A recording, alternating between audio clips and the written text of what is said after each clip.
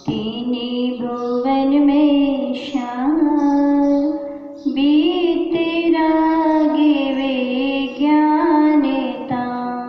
शिव स्वरूप शिविकार नमो त्रियोग संहार के नमो त्रियोग संहार के।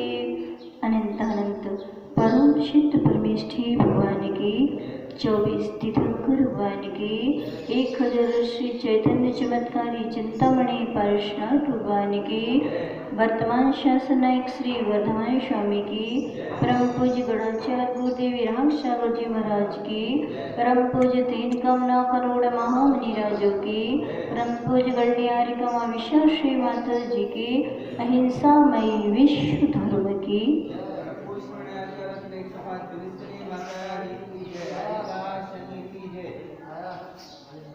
वर्तमान शासन नायक श्री वर्धमान स्वामी के शासन काल में विराजमान हम सभी उनके ही पावन पीयूष अमृतवाणी का माँ जनवाणी के माध्यम से रसपान कर रहे हैं। जिसने माँ चिंगारी को अपने हृदयासन पर विराजमान किया है, माँ जिनवाणी ने उसे 3 लोक के शिखर पर विराजमान किया है। कल हमारी चर्चा पंडित दौलत राम जी ने 6 ढाला में कहा है, मन धैर्यान। उस मन के बारे में हम सभी ने जाना, पहचाना, उसको कंट्रोल करने का प्रयास और पुरुषार्थ किया, क्योंकि मन से ही अरहंत पद की प्राप्ति होती है, मन से ही नरक गति की प्राप्ति होती है, मन से ही स्वर्ग में जाते हैं और मन से ही नरक त्र्यंच मन 4 गतियों में यदि हमारा परिभ्रमण चल रहा है तो उसका कारण एकमात्र है कि आज तक हमने अपने मन को कंट्रोल नहीं कर पाए। लेकिन जब भी हम सिद्ध और अरहंत बनेंगे तब भी हम मन की सहायता से ही बनेंगे। जो बन चुके हैं उन्होंने अपने मन को एकाग्र किया, जो अभी बन रहे हैं वो भी अपने मन को एकाग्र कर रहे हैं और जो भविष्य में भी जाएंगे वो भी अपने मन को एकाग्र करके ही मुक्ति को प्राप्त कर पाएंगे। आज तक हमने जिनवाणी को बहुत पढ़ा, बहुत सुना, कई बार पढ़ चुके हैं, कई बार सुन चुके हैं, लेकिन गुनाह नहीं है। पढ़ा तो बहुत है लेकिन उसको गुनाह नहीं है, अपने आचरण में उतारा नहीं है। यही कारण है कि हमारे परिणामों में निर्मलता नहीं आ पाई। बहुत सारे गुरु आते हैं, उपदेश देते हैं, यहाँ सुनते हैं तो यहीं छोड़ जाते हैं। जो उसको सुन करके अपने हृदय में ले जाता है उसके आचरण में आ जाते हैं। एक बार एक व्यक्ति पुतली बेचने आया। देखने में वह मिट्टी की 3 पुतलियां एक सी दिखाई दे रही थी। तीनों में 5 इंद्रियां लगी हुई थी, लेकिन एक पुतली की कीमत थी 100 रुपए, एक पुतली की कीमत थी 1000 रुपए और एक पुतली की कीमत थी 1 लाख रुपए। तीनों पुतलियां देखने में एक सी दिखाई दे रही है, रंग रूप एक सा है, कपड़े एक से पहने हैं, लेकिन कीमत अंतर है। क्यों? एक पुतली एक धागा डाला गया, इस कान में से डाला और दूसरे में से निकल गए। एक पुतली जो छेद में से धागा गए ही नहीं, दोनों कान उसके बंद थे। नंबर की पुतली जो कान में से डाला और हृदय में उतर गया। श्रोता भी ऐसी ही होती है। एक बेश्रोता है, श्रोता क्या सोता है।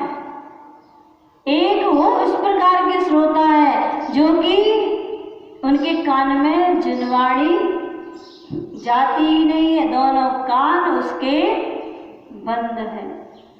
कितने ही करुणाधारी उनको समझाते रहे, बतलाते रहे, लेकिन उनके कान के अंदर जाते ही नहीं।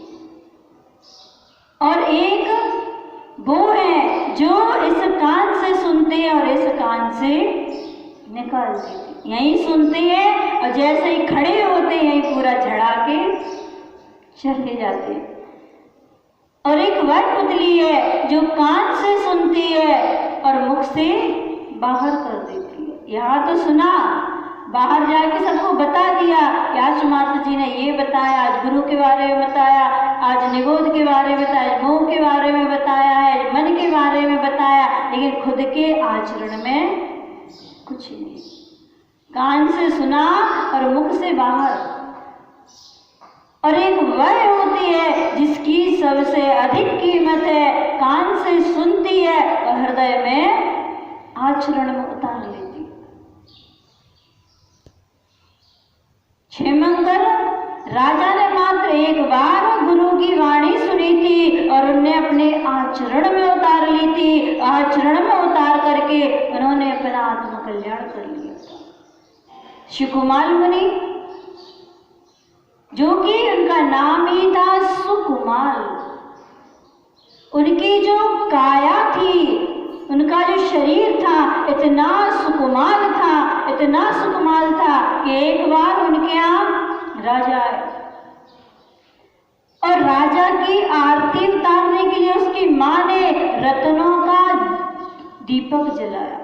उस रत्नों के दीपक जलने से जो उसमें धुआं निकला, उससे सुकुमाल की आंखों में आंसू आ गए। राजा देख रहा था। फिर उन्होंने जैसे राजा तो उनके ऊपर उन्होंने पुष्प क्षेपण किया।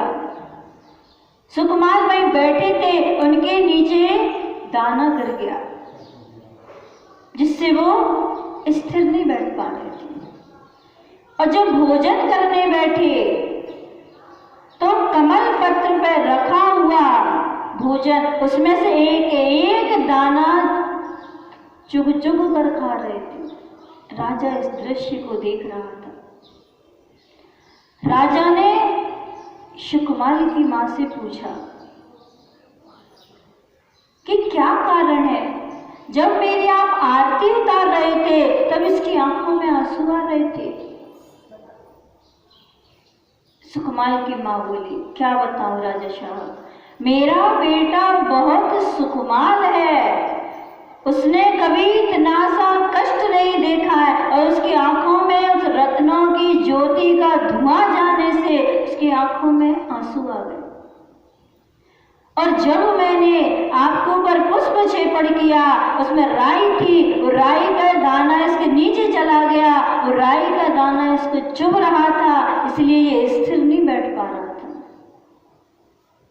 और जो मैंने जो भोजन लगाया, इसमें जो सुवासित चावल है, उस चावल को चुन चुन कर भोजन कर रहा है। इतने सुकुमाल। और जब उन्होंने जिनवाणी को उनके नगर के बाहर, उनके जो पिता थे कीर्तिधर, उनकी उन्होंने देवागम स्तोत्र का पाठ सुना, उनके कानों में जिनवाणी की ध्वनि सुनाई दी और उनको मात्र ध्वनि सुनकर के और उनके दर्शन करने की भावना प्रकट हो गई। और उन्होंने अपने महल से साड़ी बांध करके और नीचे उतर गए और कीर्तिधर मुनिराज के श्री चरणों में जाकर के जिनवाणी का श्रवण किया और उनसे उन्होंने दिगंबरी दीक्षा को ग्रहण कर लिया। इधर जब मां को पता चला तो उन्होंने कीर्तिधर मुनिराज को धक्के दे करके राज्य से बाहर निकलवा दिया। वो ही सुकुमार थे जिनके लिए राई का दाना चुभता था, आज नंगे पैर जंगलों में विचरण कर रहे हैं। पैरों से लहू बह रहा है, कांटे पैरों में चुभ गए हैं, लेकिन फिर भी उन्होंने उसके ओर एक बार भी नहीं निहारा। एक बार भी उन्होंने अपने पैरों को नहीं देखा। शरीर थोड़ी बदला था, शरीर नहीं बदला था, वो ही शरीर था जो राई का दाना चुभता था, वो ही शरीर है जो कांटे चुभ रहे हैं। मात्र हमारी भावना में अंतर आया है, मात्र उन्होंने अपने मन को एकाग्र किया है। आप लोगों को लगता है कि हम रात में नहीं खाएंगे तो क्या होगा? माता जी महाराज एक बार खा के कैसी रहती है, कैसी रहती है? उन्होंने अपने मन को कंट्रोल किया है। और जो चाहो अपनों कल्याण, जो अपना कल्याण चाहते हैं, जो अपने कल्याण की प्रशस्त भावना रखते हैं, 4 गति 84 लाख योनियों के भ्रमण को रोकना चाहते हैं, वो अपने मन को एकाग्र करते हैं। भरत चक्रवर्ती के राजमहलों में प्रतिदिन 1 घंटा नाद होता था और उससे में आवाज आती थी, वर्धते भयम, वर्धते भयम, भय बढ़ रहा है। किसका? मौत का। प्रति क्षण, प्रति पल, प्रति समय मौत का भय बढ़ रहा है। इसीलिए भरत चक्रवर्ती के यहाँ 1 घंटा नाद होता था कि सभी के लिए शिक्षा मिलती रहे कि सतर्क रहना, भय बढ़ रहा है। मौत का भय प्रति क्षण बढ़ रहा है, पता नहीं कब वह मौत आ जाए और किसको अपने आगोश में लपेट करके ले जाए। ऐसे सुकुमार ने भी चिंतन किया था कि जब भी निर्वाण होगा, जब भी हम अपने ध्रुव धाम को प्राप्त करेंगे, इस दिगंबरी दीक्षा से ही जाएंगे। आज तक कोई श्रावक मोक्ष नहीं गया। बहुत सारे लोग मानते ऐसे हैं कि कपड़े पहने पहने मुक्ति प्राप्त कर लेंगे, लेकिन ना भूतो ना भविष्यति, ना कोई गया है, ना कोई जा रहा है और ना कोई भविष्य में जाएगा। कोई नहीं जाएगा। जितने भी जाएंगे सब निर्ग्रंथ बन के जाएंगे, इसके अलावा कोई भी मोक्ष नहीं जाएगा। तो ऐसे वो वाली पुतली बनना जो आपके जिनवाणी को कान से सुनना और हृदय में उतार लेना, दूसरों को मत सुनाना। जो जिनवाणी है, आपको लगता है कि हम आपको सुना रहे हैं, हम आपको नहीं सुनाते हैं, हम स्वयं के लिए सुनाते हैं। हम प्रवचन आपके लिए नहीं करते हैं, हम प्रवचन निज आत्मा के लिए करते हैं, निज संबोधन के लिए करते हैं। उसमें आपका कल्याण हो जाए तो स्वपर कल्याण, स्वपर कल्याण की भावना से हम ये कभी नहीं सोचते कि हम प्रवचन कर रहे हैं तो यहाँ के लोग सुधर जाएंगे, इनकी आत्मा का कल्याण हो जाएगा। हम अपने कल्याण के लिए करते हैं। हम निज आत्मा को प्रतिदिन प्रवचन इसीलिए सुनाते हैं कि उसके अंदर कभी अपनी औकात न भूल जाए। औकात भूल जाते हैं तभी अहंकार आता है, औकात भूल जाते हैं तभी हम अपने पथ से दूर होते हैं। औकात मत भूल जाना कि हमारी औकात तो उस निगोद में रहने की है। कोई पुण्य से हम इतने ऊपर आ गए हैं, लेकिन यहाँ आकर के भी पंडित प्रबल दौलत राम जी कह रहे हैं, मोह महामद पियो अनादि, भूल आपको भरमत वाली। जैसे तैसे हमने ये मनुष्य गति प्राप्त कर ली और इस मनुष्य गति में आकर के भी मोह रूपी मदरा का पान कर लिया। एक मद होता है जो शराब का, अफीम का, गांजा का और भी भी बहुत सारे लोग नशा करते हैं, ब्रेड में आयोडेक्स लगा के खाते हैं, उससे भी मद होता है। हाँ, उससे भी मद चढ़ता है। बहुत सारे लोग की आदत होती है कोई चीज जला के उसको सूंघते हैं, नशा है वो। तो किसी भी चीज का नशा हो, चाहे छोटा नशा हो चाहे बड़ा नशा हो, नशा तो नशा है। कोई बहुत सारे लोग कोई मिट्टी सूंघते हैं, जब बारिश होती है तो कहते मिट्टी की खुशबू आ रही है, कोई मिट्टी का तेल सूंघते हैं, कोई पेट्रोल सूंघते हैं। ये सब क्या है? नशा ही तो है। भले कुछ क्षण के लिए होता है, लेकिन नशा तो नशा होता है। एक आप मदरा पान करते हो, सुरा पान करते हो, जिसका नशा 6 घंटे 12 घंटे ज्यादा से ज्यादा 24 घंटे, इससे अधिक नहीं रहता है। एक विशेष प्रकार की मदरा होती है चंद्रहास मदरा, जो अभी नहीं चलती। पहले के समय में राजा महाराजा इसका पान करते थे और एक बार पान करने से 6 माह तक उसका असर रहता था। 6 महीने तक उस मदरा का असर रहता था।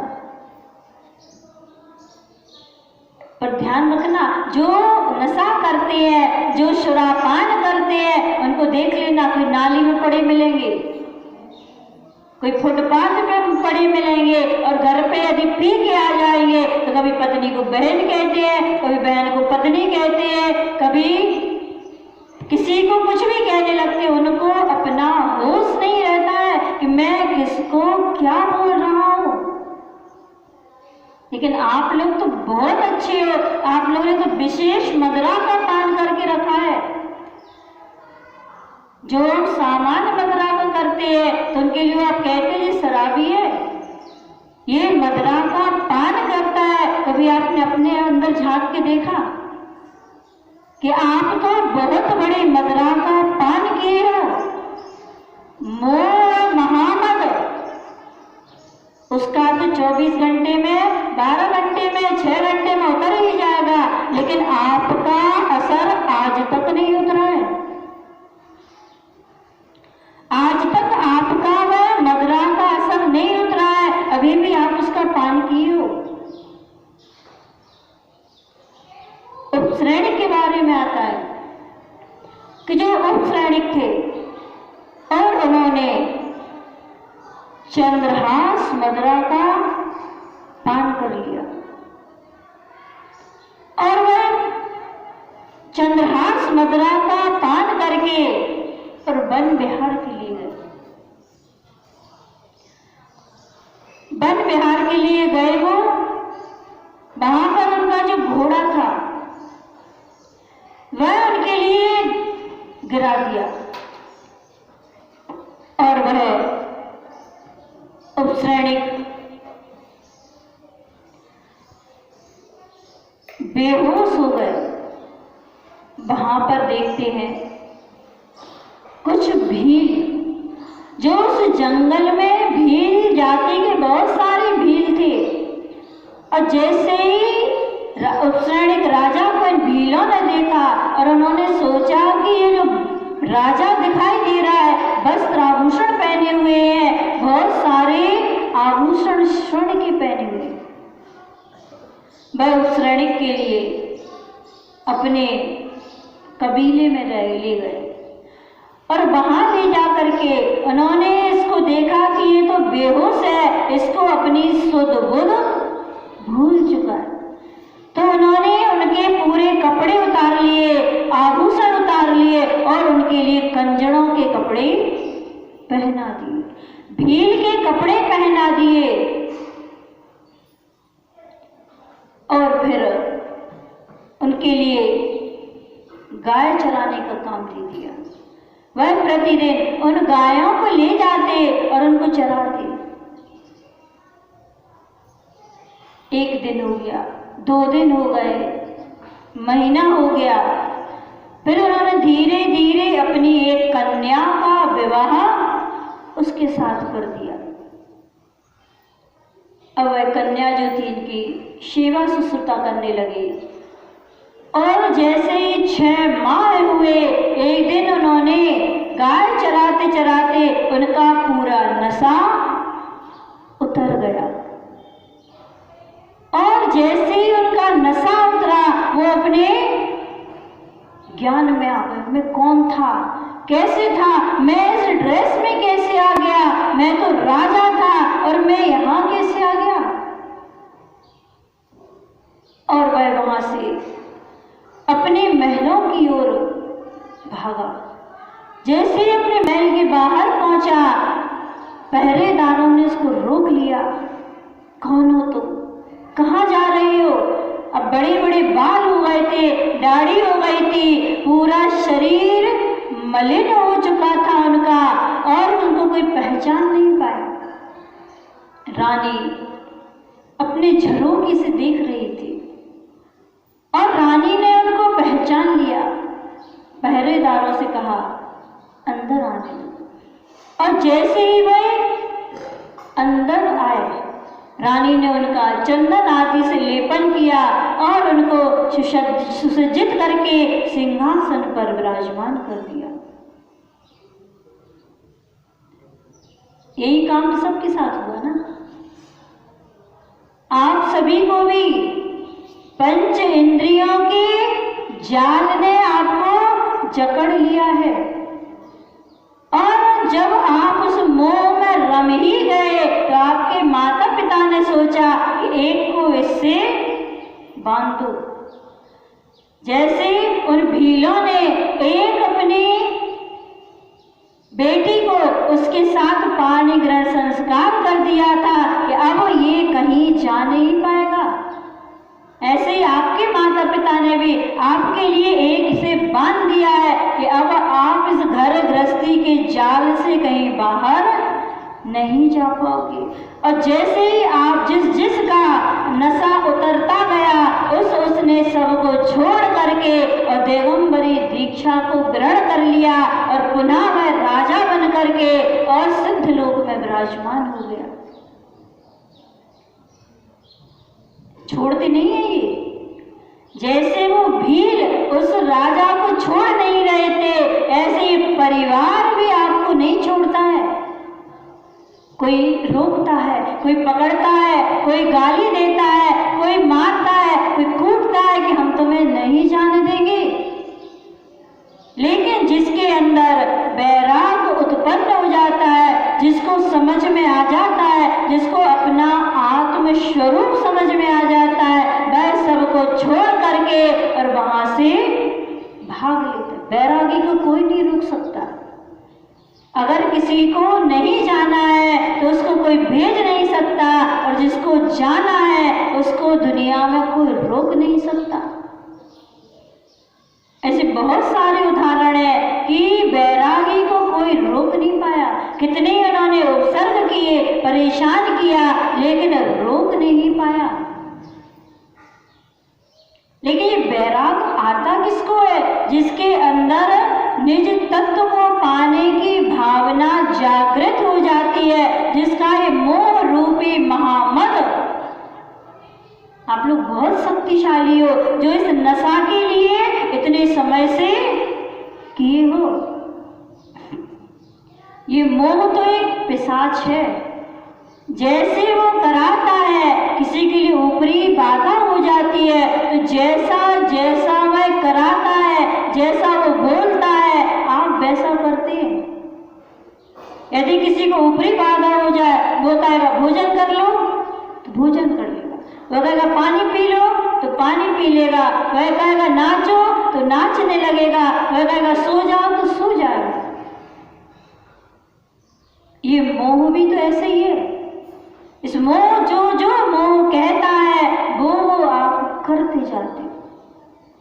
तो इस मोह से बचना है, क्योंकि इस नशा को उतारने का प्रयास और पुरुषार्थ करना है। कैसे इस मोह रूपी मदरा को हम दूर करें, कैसे इसको हम हटाएं, कैसे इससे हम बचने का प्रयास और पुरुषार्थ करें, इसकी चर्चा अपन कल करेंगे। भगवान महावीर स्वामी की